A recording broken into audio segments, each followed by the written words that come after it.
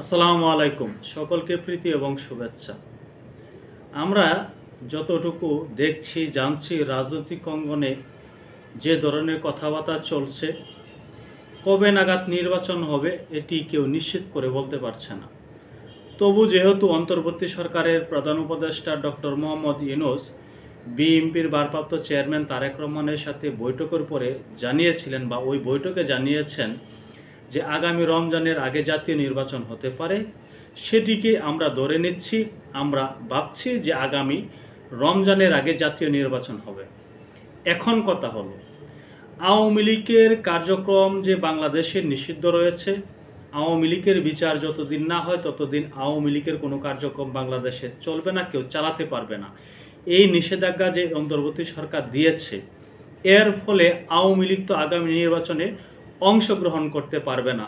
তাহলে বাংলাদেশে যে বলা হয়ে থাকে যে 40 থেকে 45% মানুষ আওয়ামী লীগকে সমর্থন করে, সেই আওয়ামী লীগ সমর্থক গোষ্ঠীরা কি করবে? তারা কাকে ভোট দেবে? সেই ভোট কাদের পাল্লায় যাবে? এমন নানাবিধ প্রশ্ন কিন্তু আমরা শুনতে পাচ্ছি। তবে আওয়ামী লীগ আগামী নির্বাচনে অংশগ্রহণ করতে না পারলে আওয়ামী লীগের ভোটাররা কেন্দ্রে যাবে না বলেই অনেকে মনে করছেন। আমরা যদ্দূর দেখছি আওয়ামী লীগের নেতাকর্মীদের মুখ থেকে বা সমর্থক গোষ্ঠীর মুখ থেকে শোনা যাচ্ছে তারা ভোট দিতে ভোট কেন্দ্রে যাবেন। তাহলে সেই নির্বাচনটা কেমন হবে এ নিয়েও কিন্তু প্রশ্ন রয়েছে। আজকে আপনাদের সামনে আমি একটি জরিপ উপস্থাপন করব। বিশেষ করে এই জরিপটি হলো আওয়ামী লীগকে নিয়ে, আওয়ামী লীগের নির্বাচন নিয়ে, আওয়ামী লীগ জনশক্তি নিয়ে একটি জরিপ। সেই জরিপের ফলাফল আপনাদের সামনে আমি উপস্থাপন করব। সেই জরিপটি করেছেন এবং সেই জরিপ নিয়ে বর্তমান প্রেক্ষাপট নিয়ে কথা বলেছেন আমাদের বাংলাদেশের একজন অন্যতম রাজনৈতিক বিশ্লেষক মাসুদ কামাল। নির্বাচনে ডিসাইডিং ফ্যাক্টর হবে আওয়ামী লীগের ভোটাররা। সাংবাদিক ও রাজনৈতিক বিশ্লেষক মাসুদ কামাল বলেছেন, জাতীয় নির্বাচনে ডিসাইডিং ফ্যাক্টর হবে আওয়ামী লীগের ভোটাররা।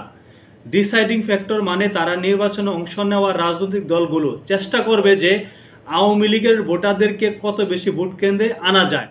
কিন্তু আমার বিবেচনায় রাজনৈতিক প্রতি বিভিন্ন পলিটিক্যাল পার্টির কর্মী সমর্থকদের যে আমি আন্তরিকতা এবং ইনভলভমেন্ট দেখছি, এর আগেও সেক্ষেত্রে আওয়ামী লীগের ভোটার যদি সিদ্ধান্ত নেয় যে তারা ভোট কেন্দ্রে যাবে না, তাহলে আগামী নির্বাচন একটা ডিজাস্টার হয়ে যাবে এই সরকারের জন্য। ডক্টর ইউনূসের মাঝে মাঝে বলেন ইতিহাসে শ্রেষ্ঠ নির্বাচন দেবেন তিনি। মাসুদ কামাল বলেন আওয়ামী লীগের ভোটটা কোথায় যাবে? যখন আওয়ামী লীগের রাজনৈতিক কর্মকাণ্ড নিষিদ্ধ করা হয়, আজ থেকে 1 মাস আগে সে সময় আমি একটি জরিপ করেছিলাম। সেই জরিপে আমার প্রশ্ন ছিল, সরকার আওয়ামী লীগের কর্মকাণ্ড নিষিদ্ধ করেছে, এখন এটা নিশ্চিত আগামী নির্বাচনে আওয়ামী লীগ অংশগ্রহণ করতে পারবে না, সেক্ষেত্রে আওয়ামী লীগের ভোট কোন দিকে যাবে? এই প্রশ্নের ফলাফল উল্লেখ করে তিনি বলেন, আমার কথা চ্যানেলে ৭৮,০০০ দর্শক এই জরিপে অংশগ্রহণ করেছিলেন। এর মধ্যে ৫% লোক বলছে যে আওয়ামী লীগের ভোটটা যাবে এনসিপির দিকে, ১৯% বলছে আওয়ামী লীগের ভোট যাবে বিএনপির দিকে, ৬% বলছেন আওয়ামী লীগের ভোট যাবে জামাতের দিকে, জামাতের বাক্সে। যারা আওয়ামী লীগের ভোটার অথবা সাধারণ মানুষ, তাদের ৭০% লোক বলছেন যে আওয়ামী লীগের ভোটাররা ভোট কেন্দ্রেই যাবেন না। তিনি আরও বলেন, জরিপের ফলাফল অনুযায়ী মোট দর্শকদের মধ্যে ৩০% লোক মনে করেছেন যে তারা ভোট কেন্দ্রে যাবে না। এই যে একটি জরিপ, অর্থাৎ জরিপটি করা হয়েছে আওয়ামী লীগে যে সকল ভোটার রয়েছেন তারা আগামী জাতীয় নির্বাচনে কাকে ভোট দেবেন। আমরা এও দেখেছি আন্তর্জাতিক বিভিন্ন সংবাদ মাধ্যম বলছে বাংলাদেশে এখনও ৩৫ থেকে ৪০% ভোটার আওয়ামী লীগকে পছন্দ করে। আওয়ামী লীগের সমর্থক গোষ্ঠী রয়েছে ৩৫ থেকে ৪০%। এত বড় একটি জনগোষ্ঠীকে বাদ দিয়ে আগামী নির্বাচন হবে বলে ধারণা করা হচ্ছে, যেহেতু আওয়ামী লীগের কার্যক্রম নিষিদ্ধ করা হয়েছে এবং নির্বাচন কমিশন থেকে আওয়ামী লীগের নিবন্ধন সাময়িকভাবে স্থগিত করা হয়েছে। এই যে আওয়ামী লীগের জনপ্রিয়তা, এখনও আন্তর্জাতিক গণমাধ্যম যেভাবে বলছে, আমরা এও দেখেছি আন্তর্জাতিক বেশ কিছু গণমাধ্যম বলছে এখনও মনে করে আওয়ামী লীগের নেতাকর্মীরা যে আওয়ামী লীগবিহীন এই বাংলাদেশে কোনো নির্বাচন হবে না, আর আওয়ামী লীগবিহীন যদি কোনো নির্বাচন হয় সেটি হবে ইতিহাসের সবচেয়ে ঘৃণিত একটি নির্বাচন।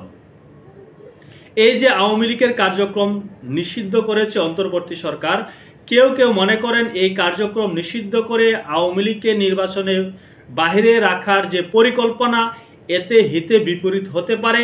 এই অন্তর্বর্তী সরকার এবং অন্তর্বর্তী সরকার যে নির্বাচনের কথা বলছে, সেই নির্বাচনটি সারা বিশ্বের কাছে একটি কলঙ্কময় নির্বাচন হিসাবে উল্লেখ হতে পারে বলে অনেকে ধারণা করছেন। নির্বাচন কবে হবে, নির্বাচন হবে কিনা তা নিয়েও কিন্তু সন্দেহ রয়েছে। আবার কেউ কেউ বলছেন এই অন্তর্বর্তী সরকার যে কাজটি করেছে, আওয়ামী লীগের যে নিবন্ধন স্থগিত করেছে, আওয়ামী লীগের কার্যক্রম নিষিদ্ধ করেছে, আওয়ামী লীগকে আগামী নির্বাচনে আসার সুযোগ দিচ্ছে না, দিতে চাচ্ছে না, এতে আওয়ামী লীগই বেশি লাভবান হচ্ছে, আওয়ামী লীগ এতে অনেক বেশি উপকৃত হবে, আওয়ামী লীগের মধ্যে নিজেদের মধ্যে ঐক্য সৃষ্টি হবে। যাই হোক, আপনাদের সামনে একটি জরিপ তুলে ধরেছি। জরিপটি কিন্তু করেছেন আমাদের বাংলাদেশের একজন অন্যতম রাজনৈতিক বিশ্লেষক এবং যিনি সকল রক্তচক্ষুকে উপেক্ষা করে সত্যকে সত্য বলে থাকেন, স্রোতের বিপরীতে চলা একজন ব্যক্তি। তিনি অন্তর্বর্তী সরকারেরও বিষোদ্গার করে থাকেন। আমরা পূর্বেও দেখেছি আওয়ামী লীগ সরকারও বিষোদ্গার করে তিনি করেছেন। তবু তিনি তার চ্যানেলে, ইউটিউব চ্যানেলে বেশ কয়েকবার রাজনৈতিক জরিপ করেছেন, ভোটের জরিপ করেছেন। প্রত্যেকবারই আমরা দেখেছি তার চ্যানেল থেকে আওয়ামী লীগের জয় জয়কার, আওয়ামী লীগের পাল্লাবাড়ি। এখন এখানে যে জরিপের কথা তিনি উল্লেখ করেছেন, এখানেও দেখছি আওয়ামী লীগের জয় জয়কার, আওয়ামী লীগের পাল্লাবাড়ি। আওয়ামী লীগের নেতাকর্মীরা কোনো রাজনৈতিক দলকে ভোট দিতে যাবে না যদি আওয়ামী লীগ নির্বাচনে অংশগ্রহণ না করে। এখন আওয়ামী লীগ যদি অংশগ্রহণ না করে, বাংলাদেশের আওয়ামী লীগের সমর্থক গোষ্ঠী যদি ভোট কেন্দ্রে না যায়, তাহলে কত শতাংশ ভোট কাস্ট হবে এটি তো আমরা বুঝতেই পারছি। আওয়ামী লীগের সময় আমরা দেখেছি বিএনপি নেতাকর্মীরা ভোট বর্জন করার কারণে ওই অর্থে ভোট বাক্সে তেমন ভোট পড়ে নাই। এখন একই অবস্থা যদি হয়, তাহলে এত বড় পালা বদলের কি প্রয়োজন ছিল, সেটি কিন্তু প্রশ্ন থেকেই যায়। যাই হোক, এই ফলাফলটি কিন্তু ভার্চুয়ালি করা হয়েছে। ভার্চুয়ালি যুক্ত হয়ে ইউটিউব চ্যানেলের যারা দর্শক রয়েছেন মাসুদ কামালের, তারাই কিন্তু ভোট দিয়েছেন। এ নিয়ে প্রশ্ন থাকতে পারে, পক্ষে বিপক্ষে মতামত থাকতে পারে। কেউ কেউ বলতে পারেন মাসুদ কামালের চ্যানেলে তো এই মুহূর্তে আওয়ামী লীগ আর বেশি, আওয়ামী লীগের সমর্থক গোষ্ঠী রয়েছে, তার চ্যানেলে বেশি কথা শুনে থাকেন, ভোট দিয়ে থাকেন। যেভাবেই বলেন, ৭৫,০০০ ৭৮,০০০ ভোট কিন্তু একটি চ্যানেলে খামখেয়ালি বেশ হয় না। সেই ভোটকে আপনি কিন্তু অগ্রাহ্য করতে পারেন না। তারা সকলেই বাংলাদেশের নাগরিক, তাদের মতামতের একটা মূল্য রয়েছে। তাদের মতামতের যদি মূল্য নাই দিতে পারেন, তাহলে আওয়ামী লীগকে ফ্যাসিস্ট বলার কোনো প্রয়োজন নেই। সকলে ভালো থাকবেন। আল্লাহ হাফেজ।